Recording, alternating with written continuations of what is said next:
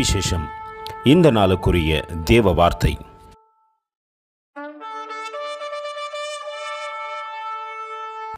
But this I say, he which soweth sparingly shall reap also sparingly, and he which sowed bountifully shall reap also bountifully. 2 Corinthians 9:6.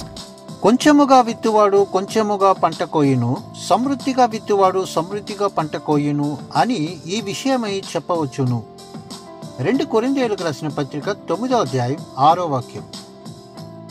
பின்னும் நான் சொல்லுகிறது என்னவெனில், சிறுக விதைக்கின்றவன் சிறுக அறுப்பான், பெருக விதைக்கின்றவன் பெருக அறுப்பான். 2 கொரிந்தியர் 9:6. அன்பின் தேவ பிள்ளைகளே, இந்த மாதத்தின் கடைசி நாட்களுக்குள் கடந்து வந்திருக்கிறோம். நாம் எவையெல்லாம் விதைத்திருக்கிறோம் என்பதை கொஞ்சம் யோசித்து பார்ப்போம்.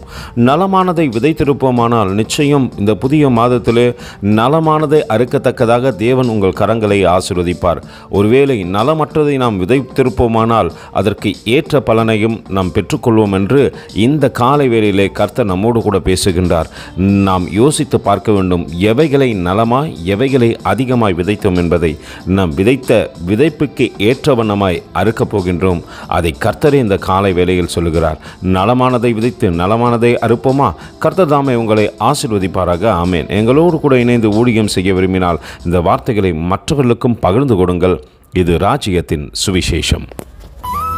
Thank you for watching. God bless you.